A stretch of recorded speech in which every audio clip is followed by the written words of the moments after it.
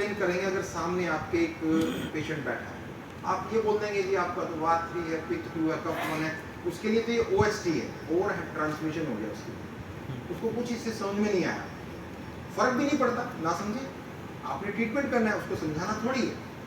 लेकिन हमारी ड्यूटी है अभी, जब तक नाड़ी स्टैब्लिश नहीं हो जाती, कि हम एक आम आदमी को एजुकेट करें, हम उसको बताएं कि हम क्या कर रहे हैं। ये वात पित्त कफ कोई ऐसे ही नहीं है, वात पित्त कफ की बहुत मीनिंग है, तो वो मीनिंग आपको भी पता होनी चाहिए, वो आपने शेयर करनी है। तो वो कैसे शेयर करने हैं? फॉर एग्जाम्पल वाता, मान लीजिए कि उसका वात 3 है, पित्त उसका 2 है और कफ उसका 1 है। फॉर एग्जाम्पल एक यही नाड़ी की हम डेफिनेशन को डिकोड करने की कोशिश करते हैं। सो वाता is basically emotion, creativity, joyful. तो जैसे आप बोलते हैं सामने वाले को कि चांसेस हैं कि आप एक क्रिएटिव, इमोशनल, जॉयफुल पर्सन हो सकते हैं, तो उसको वो रिलेट कर पाएगा अपनी पर्सनालिटी से, तो वो सोचेगा यस ये तो मेरे स्ट्रॉन्ग पार्ट है। Pitta 2, pitta is metabolism, first thing according to Ayurveda.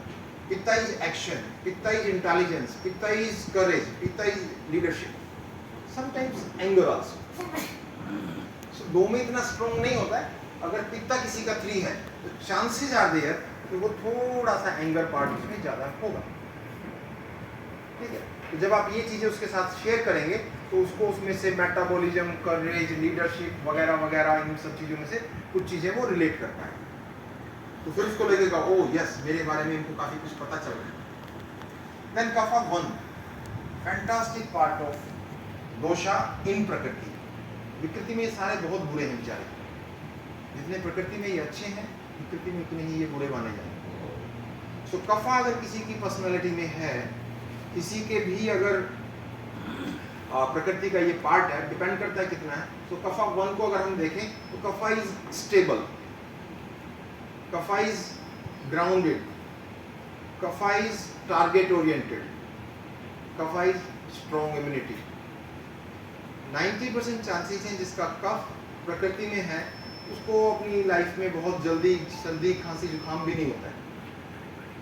जिसका कफ बाय बर्थ प्रकृति में है 90% उसको बहुत जल्दी हेल्थ इश्यू नहीं आते हैं, इम्यूनिटी स्ट्रॉन्ग होती है, मेमोरी बहुत शार्प होती है, एलिफेंट मेमोरी होती है।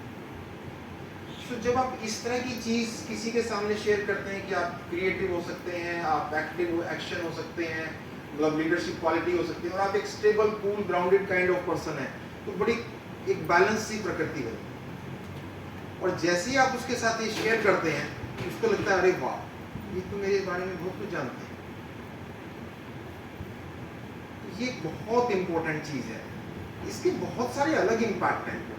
वो आप विकृति और दोषास को जब आप अलग अलग पार्ट पे देखेंगे तो वो वहाँ चेक करेंगे, ये तो आपने उसको जानना है।